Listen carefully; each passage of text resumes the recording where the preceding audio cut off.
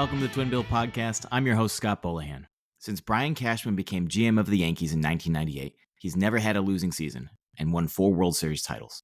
A truly unprecedented run of sustained success, especially in today's game. Yet you can still buy Fire Cashman shirts outside of Yankee Stadium. Andy Martino's book, The Yankee Way, The Untold Inside Story of the Brian Cashman Era, is a fascinating look into how baseball's most storied franchise is run. And it made me completely rethink the Brian Cashman years. I had a ton of fun talking to Andy. I hope you enjoy. Andy, welcome to the podcast. It's an absolute pleasure to have you. I loved the book. I can't wait to talk about it. How are you doing today? I'm doing well, Scott. Thank you. You're getting us off on a good note with these compliments. You know how fragile writer egos are. I love you for saying that now. Hey, that's as a writer too. I understand, and I'm here for it. I need more compliments myself. I think everyone does. Every writer out there. Yeah, I should start a podcast where we just compliment each other. That'd be a great. No one would listen to it, but it'd make me feel. But it really would feel good. So Exactly. Great. So I want to start this off by saying that, I read the book. I loved it. It is in no way a puff piece for Brian Cashman at all. So I'm a Yankee Stadium tour guide. I see Cashman around not infrequently. He's around. You see him. This week, after finishing the book, I think I ran into him 3 times and I was starstruck. The book has completely changed the way that I think about Cashman. He's a legend. He's a Yankee legend. He's a Hall of Famer. He could have a plaque in Monument Park. I mean, we're talking about a guy who has really, really impacted the organization and frankly, baseball, I think, in ways that people don't realize. He really has a sort of different perception from fans and then people inside baseball, it seems like, after you did all your reporting here. Dramatically different perception. That's right. And I appreciate you noting that it's not a puff piece because, to his credit, that's not what he wanted, and it's not what I wanted to do. And that's how we sort of got going here with getting him to agree to being interviewed, was that he's not ready or interested in writing a book or having a book that's not written by him, but sort of by him. That's a type of book too. He didn't want any connection to a project other than being an interviewee for it. And I was like, great, I don't want to write your book. I want to write a reported book about the organization of which you are a central figure. So it wasn't intended to be, but the facts do speak for themselves in terms of his success that he's had. It would be hard to write an accurate negative book about this time that he's been in the leadership role with the Yankees. I think the fans would like to try, though. I think the fans would think they could. Well, you could write a negative screed or a series of tweets or something.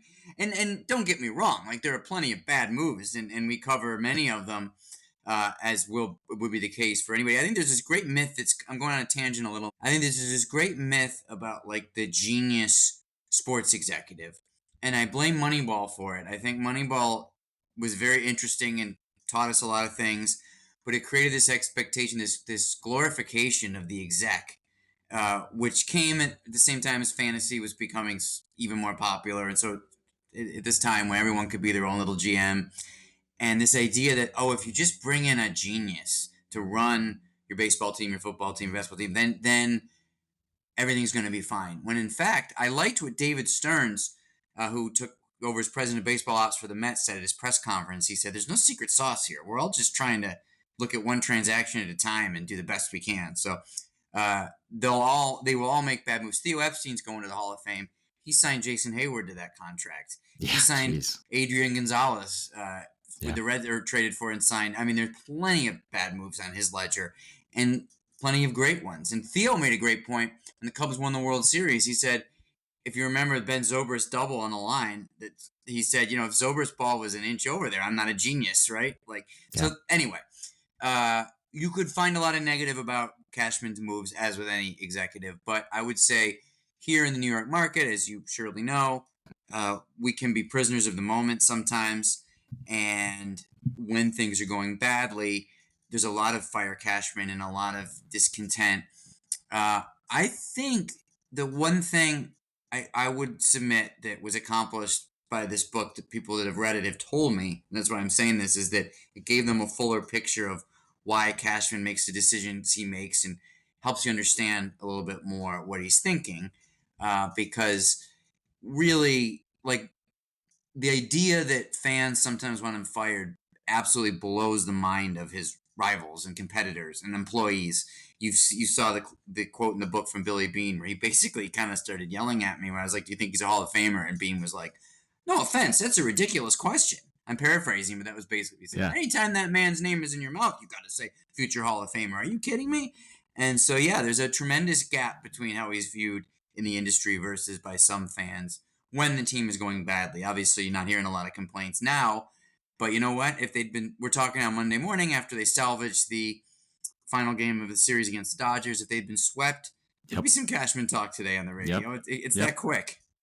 I mean, I was outside. I was walking by Billy's last night, and there's a table out there selling shirts, and they still have a Fire Cashman shirt out there. It's almost part of the culture now. It's become regardless of how they're doing. Somehow he's always the boogeyman, regardless of what he actually does or doesn't do. And I think it's not going to change until they win a World Series. Even after having, frankly, a pretty great offseason. Absolutely.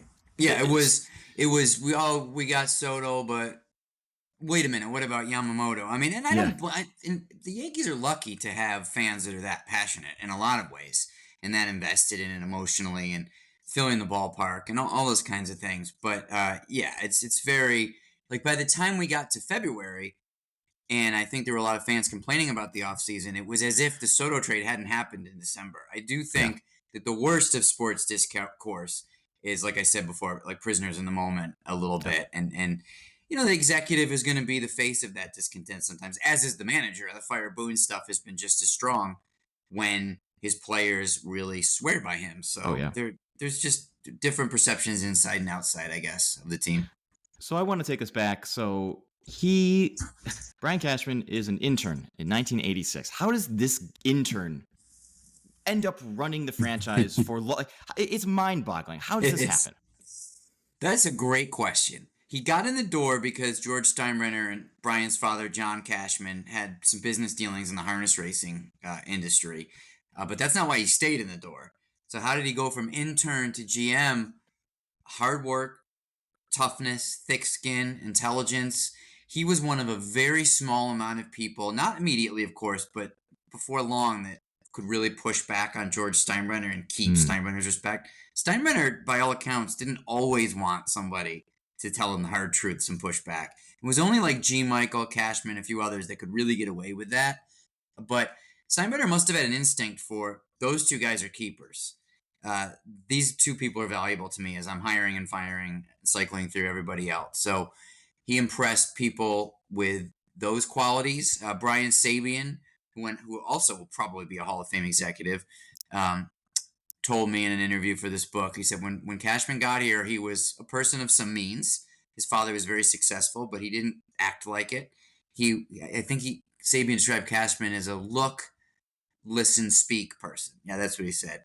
Just taking it all in, very intelligent. He's still very cagey like that. I mean, you might think because I wrote a whole book about his career that he and I have this great, conversational chemistry, but it's still like, if I were to call him today and say, "Hey, is Soto playing tonight?" He'd go, "I wouldn't say, buddy. We'll see." It's like he's so, I swear to God, that's what he would tell me. I mean, it's not as if I've unlocked the gates to him telling me everything every day by any stretch, because he's so deliberate and careful, and those things have helped him survive, earn the promotion, and then survive. And, I asked him, why would you take the job? That's the other side of it, because he's seen, by 1998, he's seen the job ruin Bob Watson, ruin Sid Thrift, the veteran executive. And he was just like, I felt like because I was raised in this environment, which really was a toxic workplace. Let's not sugarcoat it. He said, because I was raised in it, I felt like maybe I was uniquely equipped to survive here.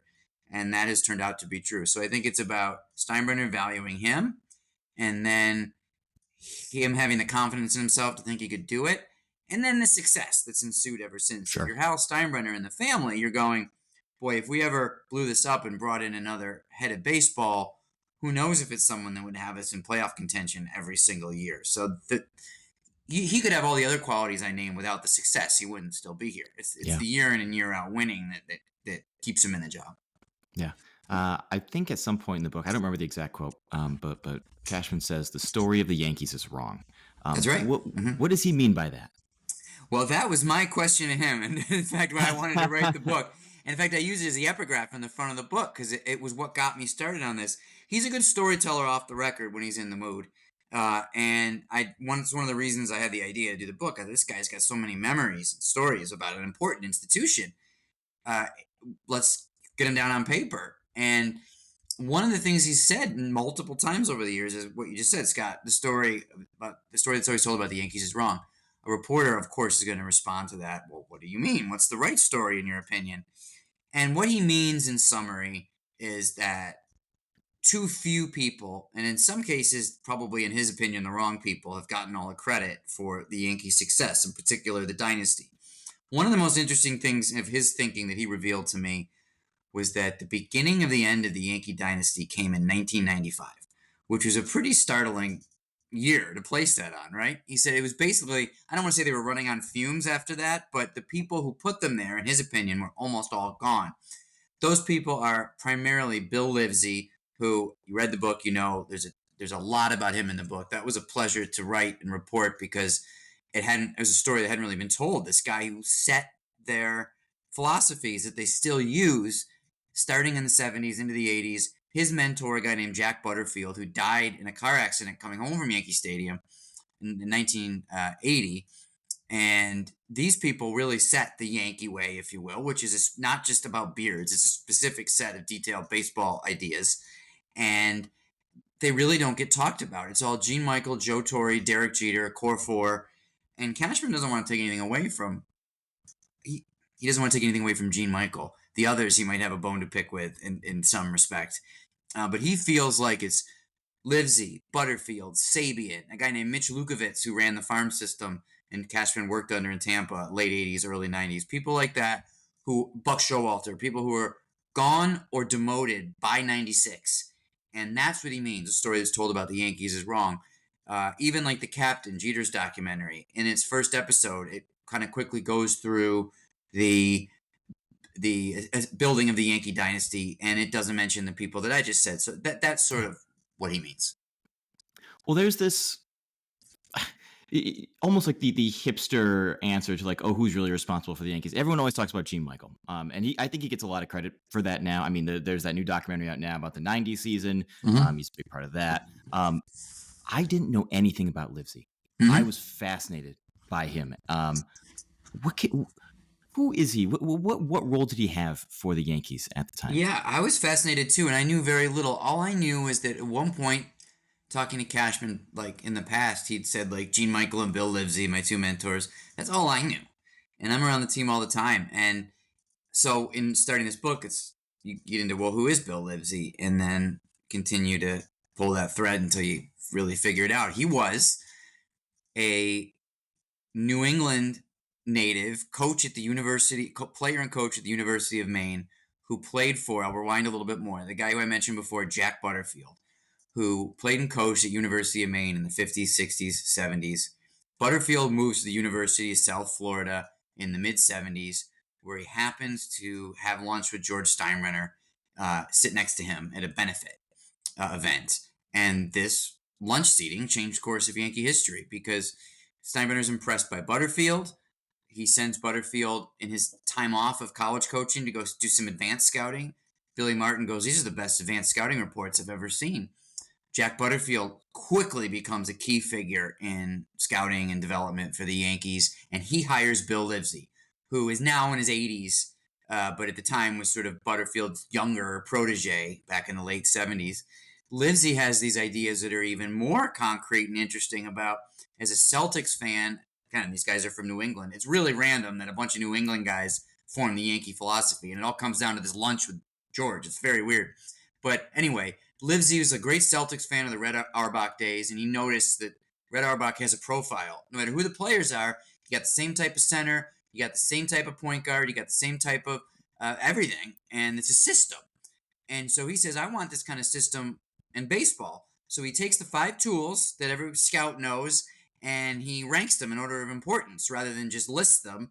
And he says, so I want a first baseman whose power, hit, field, arm, in that order, for example, and does that all around the diamond. Jack Butterfield dies in a car accident, as I said before, driving over the George Washington Bridge on the other side, bridge. He hits a park street sweeper, dies. Livesey is promoted and then spends the 80s further developing these ideas. In the late 80s, he and a group of young coaches, which included Rob Thompson, the current Phillies manager, Glenn Sherlock, the current Mets quality control coach, and a group of others who later became important people in the game. They have these endless meetings. They develop the Yankee Way. It's a 500-plus page literal book that they produce that Carlos Mendoza, Buck Showalter, people with relevance in the game today are still Rob Thompson, like I said, are still using, and that the Yankees, most importantly here, are still using to develop players, train players, draft players. So Livesey developed all that, but he could be a cantankerous guy. He could be tough on people. He could rub people the wrong way. And by 95, Steinbrenner was ready to fire him. And that's who Bill Livesey is. He went on to make his mark with the Tampa Bay Rays right after that, actually. So he's a legendary but unheralded figure in the sport. Did you actually get your hands on a copy of the Yankee Way at any point? No. It's funny. It's so secretive. I found two people who still had the book. It's evolved through the years, like Pat Rossler, who's now the Yankees assistant hitting coach, was in player development for a long time. He has it on a flash drive because that was his era. Rob Thompson has it on a CD-ROM, which still works. Wow. That was his era. So it's like it kept getting updated for the technology of that whenever year they were in. But anyway, to your question, Glenn Sherlock has a book, and one other person has a book that asked me not to even say that person had a book. And people say, like, oh, we're asked for it all the time. It's sort of one of these things everyone wants to see, and it's this thing where now you can't let people see it. But Sherlock understood that I wanted to tell the story and keep this alive and tell people about it. So he got on the phone with me one off season and basically like flipped through it and read it to me. So I'm taking notes furiously, and that was the closest anyone would let me come. So I know what's in it, and he even showed me, this is how funny and sort of secretive it is. Like, he showed me photos that he took of it on his phone when I saw him the next spring training. I was like, oh, can you text me those? He's like, So but I got to know what was in it through his generosity of sharing at least. Oh, that's amazing. Mm-hmm. That's amazing. Do you have any idea how many were made? How many copies are out there in the world? Boy, that's a really good question. There aren't many left. How many were made at the time? 89, 90 was when they finished it, put it in a 3-ring binder. Really good question. Dozens, certainly, because players, coaches, scouts would need it. Yeah. And then, as I said, it was sort of Rossler's job for years to keep updating it for tech. So then you want to get into how many CDs are made, how many flash drives. And now there aren't any. Kevin Reese, the current head of player development, said he hasn't seen any of the actual binders in their facility in Tampa, but many pieces of it live now in their app. They have it, obviously, every Yankee player and every member of the organization has this stuff that's uploaded onto an app and to an iPad, and a lot of it lives there now. So it's hard to get a count, but it's existed in so many different forms of tech. Yeah, that's great. So there's this Yankee Way philosophy system almost. What is Brian Cashman's role in this now? He's the leader. Obviously, he's not the one who's out scouting. He's not the one who's really evaluating players firsthand. He's under no illusions that he's a scout or like a field person, even though he did play in college. I didn't realize. I didn't realize that. It's not really known. He's thought of as like an office guy. So he has more field experience. Yeah, he's not a large man. He was a singles hitting second baseman with some grit in college, Catholic University. The way it's structured, and they're a very streamlined, organized organization where he sits on the top. He has the institutional memory. He has the knowledge. He has the ambition to keep modernizing. So he's kind of got the North Star in his mind of what is the Yankee way, but where's the industry going, and how do we stay who we are while continuing to evolve. So he's kind of a tone setter with that. But in terms of what they do at the trade deadline in a given year, that's his scouts, his analysts. They're out there presenting recommendations, and Cashman's sitting at the head of the table at the war room, listening to it all. You know, a GM's job is really to take it all in and then be a decider, but to solicit the opinions of other people and the way they operate every day. Tim Nearing, who is a great evaluator, Gene Michael-esque evaluator, Cashman's top baseball guy, believe his title is vice president of baseball operations. He says we talk about the player profile, which is that tool ranking thing, every day. Hmm. So they're always focused on it. And if Cashman weren't there, they wouldn't be, because he's keeper of the flame. So Yeah. that's sort of his role in that. Do you think he has kind of a signature style, or I think about someone like Dave Dombrowski. You know, if you're bringing in Dave Dombrowski, you know what you're going to get. You're going to get your vets in. You may sign a couple of free agents. You're going to trade away your prospects. Does Cashman have a signature style or way of running an organization, you think? That's a great question. No, it's definitely dynamic. Yeah, and I And think that's changes. the other thing from the book I learned is like he's constantly changing too. Yes. He's not stuck in his ways, which is pretty incredible because again, you look at Dombrowski, and I feel like he Yeah. has a very set style of way he's going to run things. 100%. No, Cashman doesn't. That would be my answer.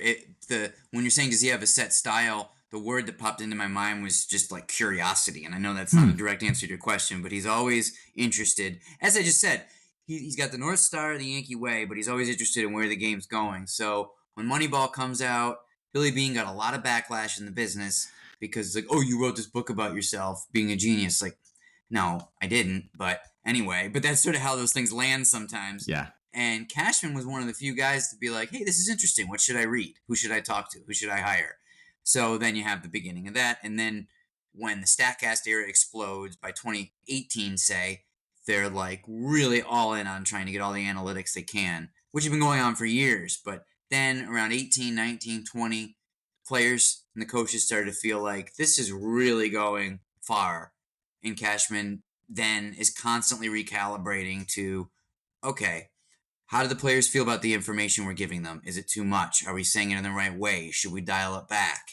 And I mean, they had a hitting coach last year in Dylan Lawson, who was a very modern, cutting-edge guy. They brought in this year James Rowson, and on Aaron Judge's recommendation, James Rowson and Pat Rossler, who understand the analytics but are a little bit more mechanics guys. So there's just a constant calibration and recalibration of what's working, what's new, where have they gone too far. And that's how I would characterize Cashman. It's a dynamic system. And no, I don't think you can define his philosophy. I mean, there are a few things. Now that you asked me a question, no one's asked me, so I'm thinking it out. Bill Livesey instilled size, strength, and like there was this thing where Livesey would scream at scouts who recommended smaller players. What do you say? We want U-boats, not submarines, or something like that. Or something like that. It was like the obvious thing being catching on his head. We want big men. So he's like, that's probably why I've always gravitated towards your Giambis, your A-Rods, Dylan Betances, Judge, Stanton, big boys. Cashman used to call them big hairy monsters. That's something that's been fairly consistent. Right now in pitchers, I like sinker ball guys. I mean, there's things that you could be specific about, but a lot of them tend to evolve. And on-base percentage has always been a Yankee principle too. Yeah. Is what they're doing unique? Are other teams doing similar things, or is this specifically something that's developed around the Yankees? I mean, I guess part of it is now that those people around the Yankees have now spread out across baseball now. So I guess this is maybe less unique than I thought originally.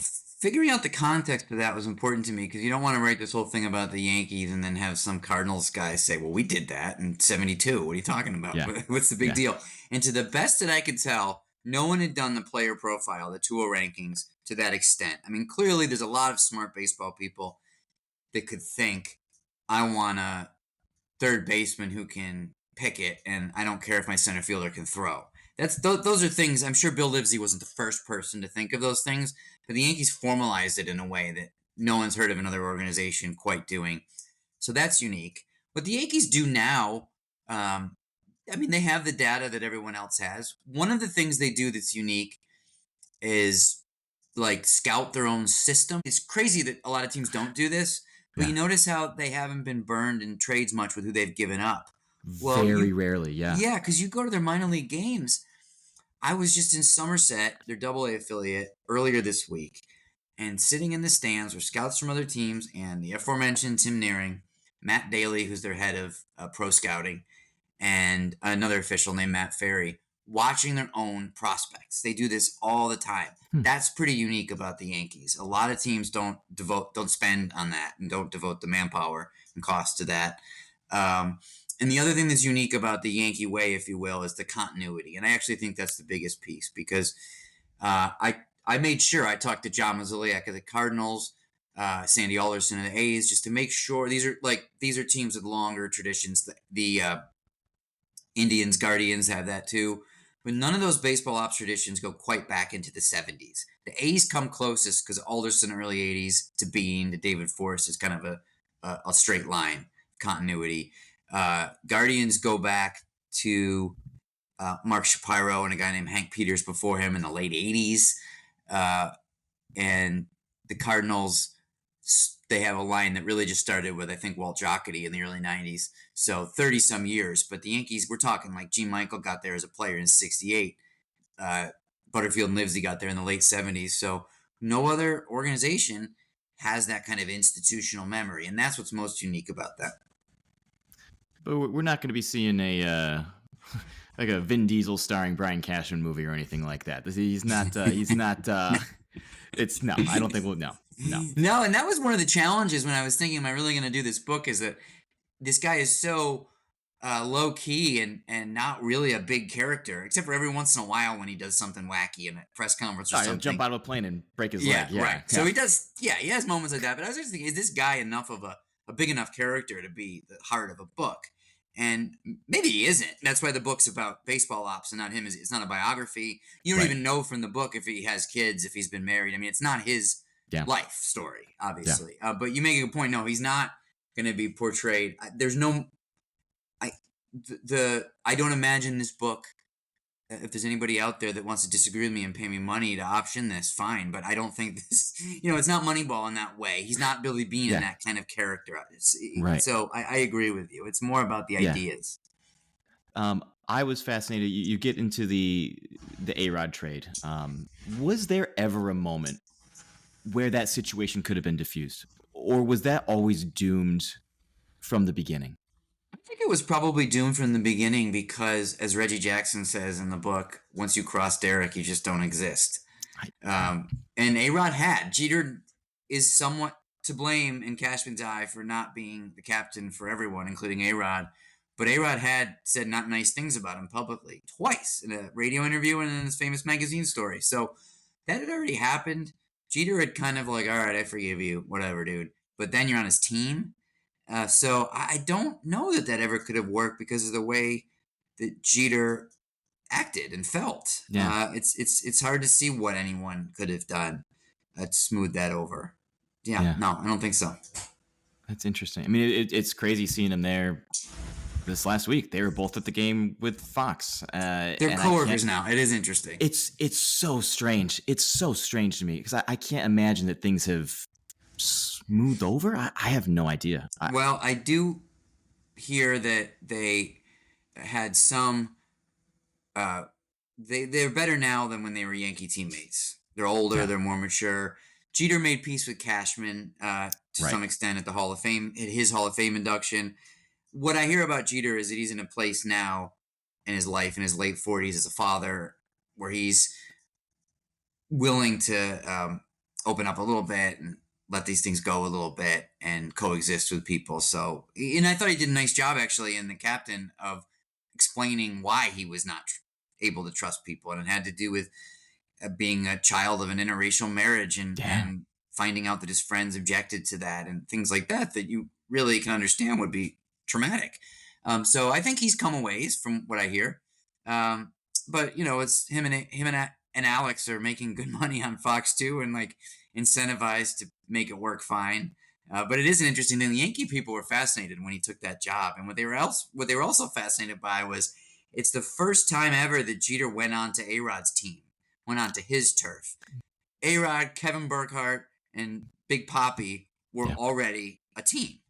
And a good team. They get along and they have chemistry. And I know Kevin he used to cover the Mets when I did. He's a great point guard as a host. He's like facilitating. And Jeter had to come on to Alex's team for the first time. So that was a fascinating thing for Yankee people. I can tell you, like, how about that?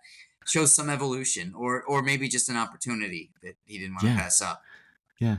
You kind of hinted at this earlier, and it's in the book too, but there's been this almost deification of George Steinbrenner, which you historically look back and it's ridiculous. It's actually Mm-hmm. ridiculous. He was not great to work for. Mm-hmm. Do you understand where this comes from? I think a lot of it has to. He goes out on a high note, essentially. Um, the dynasty years, Yep. but before that, there's that great Tommy John story Yeah. in there. Yeah. That's the best story. That is so good. Where does this come from? Where does this deification come from? How do we get there? Do you have I any think idea? I think you nailed it. I think it's he had a soft landing towards the end of his life because they won so much.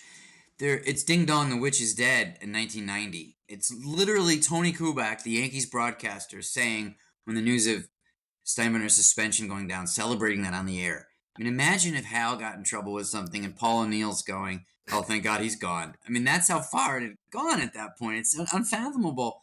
And then for him the deification is a great word. Later, I did you notice in the book that Hal Steinbrenner, of all people, said people forget my dad wasn't well liked at all in the 80s. I couldn't believe you said that. Yeah. Yeah. So it was the late winning. I think that's all of what it was because he wasn't popular with a fan base when they weren't winning. Yeah. There's also this perception around Hal now, where everyone wants George back, as George would spend money and bring in everybody and sign and everyone they wanted. Your book was actually, I thought, maybe not sympathetic, but I thought it painted Hal as actually like a guy who really does care. He does. I mean, he is passionate to the point of being angry behind the scenes when he's not happy with something. Got very involved after last year and included Cole and Judge in real decision making in a way that I'm not telling you that Cashman didn't love that, but I'm telling you like what GM wants his star players that in the room that much influential, and that's a Hal thing. I think it's a good thing personally, but he got himself involved. I've just heard from other people that go to the owners' meetings. If the owners' meetings happen when the Yankees are on a losing streak, Hal's pissed. Like he's more of that guy than maybe some in the public think. The way he presents himself in public is fairly not emotional or passionate, right? I was gonna say boring. Yeah. Right. He's shy. He's a shy person, Yeah. I think, and not someone who was ever desired to be giving press conferences in his life. So that's not a comfort zone for him. That's part of it. But there's no question that he's passionate, and there's no question that he's a better manager of people than his father because he's tough and has high standards. And again, Cashman wouldn't be there if they weren't having a winning record every year and in the playoffs almost every year and all that kind of stuff. So he has those high standards, but he's also understands process. I mean, if you're a GM and you make a bad trade, you want your owner screaming at you, or you want your owner to say, "How did this happen?" Pointedly, but show me how. And you go, "Well, we looked at this, that, and the other thing. We made this judgment call. It turned out we were wrong." Okay, so if you have a process, I think Hal will understand that, and he also demands results. And if the Yankees ever got to a place where they weren't winning, you'd see change probably, but they haven't gotten close to that place during his stewardship. Yeah. So obviously this offseason, Juan Soto's up. Cashman has had two contentious, complicated Yes. re-signing of star player events, which are covered amazingly in the book. Are there things you think that he's learned from those two experiences, or that he should have learned from those two experiences as he prepares to deal with Juan Soto in what is certainly going to, I think personally, going to be a much bigger, larger dollar value deal than even what Judge got? Question on that point. I don't think he's learned anything in the sense that he would handle himself differently because he sees it as his job to serve the organization. And if that means making an enemy or a frenemy out of a player, an important player, he'll do it. He's not here to have drinks with Aaron Judge. He's here to be a tough negotiator and announce the offer through the press, even if it angers the player, if that's what they feel is best for the Yankees. as he did with Judge, of course, or tell Jeter he'd rather have Hanley Ramirez if that's what he feels is best for the Yankees, and he would have rather had Hanley Ramirez at that time, believe me. So I don't think that his reflection on those conflicts led him to say, "Oh, I want to tone it down next time." And that you'd prefer to have a clean, easy negotiation. The Judge thing was so stressful for them. I was there. I mean, the Yankee people, I spent a lot of time around them in those meetings, and they were really worried that they were going to lose him. And they didn't feel like they had a handle on it. So maybe Cashman would prefer to find a way to have more of an inside track than he had with Judge, who he was like, Judge is making comments in the magazine, and I think it was Time or Newsweek, about, oh, when I was a kid, I dreamed about being on the Giants. And Cashman's like, does that mean he's signing with the Giants? He'd probably rather like have a better feel. Yeah. But in terms of creating conflict with players, no, he's not. He has no regrets about any of that. What is his relationship like with the players? Did you talk to any of the players about what that was like with him? Yeah, he's not the most popular guy in the clubhouse, but it's not his job to be. In fact, that's a really, he and Boone have a really effective. It's a little reductive to call it a good cop, bad cop act, because Cashman wants to talk to players. He interviews intelligent players. What could we do better? He's interested. He's not like a player hater. He's just not his job to be friends. Yeah. And if he sees a front office person being a little buddy-buddy with players, he might say, careful, you don't want to get too close. It's not our job to be that close with them. So when players live in a world where a lot of people are very, very much catered to them, and you have an executive that doesn't. I mean, he could be really blunt sometimes. Billy Epler, when he was his young assistant GM, said, I couldn't believe it when he'd go up to players and be like, player was unhappy. He'd be like, dude, we're trying to trade your ass, but no one wants you. And Epler would be like, I cannot believe you just said that. Stuff like that. So I think they respect, when I say they, it's hard to generalize any large group of people, of course, but a general feeling would be players seem to respect his intelligence, at times dislike his perceived coldness or toughness because they're not really used to that. And that might be a good way to sum it up. Yeah. I get the feeling that, I mean, bearing a complete disaster that, who knows, I think that Cashman's going to get to leave on his own terms now. It certainly seems like. Do they have any sort of succession plan or ideas of what's going to happen if that? I mean, I thought it might have been he might have left a couple times recently. Are they prepared for anything like that? Yeah, he did think about leaving after the 22 season when they were swept by the Astros, and the Fire Cashman T-shirts were probably flying off the shelves at that point. And it's like, geez, is this worth it? In fact, Gene Afterman, who's very close with him as assistant GM, said Brian was probably like, is this worth it at this point? But there's such a loyalty to the Steinbrenner family. Judge was a free agent at that time, and they hadn't and he didn't want to leave Hal in the lurch, and they hadn't accomplished what he's still very, very hungry to accomplish, which is to win again with this group. So I mean, by win, and they're winning a lot. So there's two different ways to define winning, right? Year in, year out success, and then a freaking World Series, which they really want. So he's been tempted to leave. He hasn't yet. A lot of people around him think this is his last contract as GM, which ends after the 2026 season. If he remains in a position to facilitate a succession plan, and I do think it's likely that he will, as I agree with you. Kevin Reese, the head of player development, would be the most likely person to take over. Cashman could either stay as some kind of advisor, or he could make a clean break so he's not breathing over Reese's shoulder. What the organization likes about Reese, first of all, he works out of Tampa. He's really close with the Steinbrenner and Swindle families that own the team, and they respect him. He's a former player. He knows all about the analytics. He's worked in the farm system. He's worked in pro scouting. So it's that Gene Michael, Tim Naring type model of you've played, but you know the data, and you're this blend. And the Yankees are always trying to look for and then create these hybrid people. It's not the old school people, the new school people. The perfect Yankee executive in their minds is the person who had combined those things in one human. And they think that Reese has that.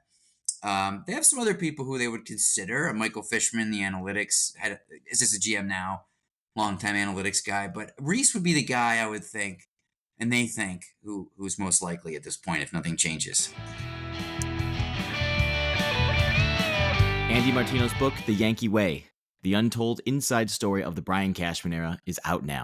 We talk to people in and around baseball literature every week on the podcast and publish around 50 writers every year in the Twin Bill Literary Journal.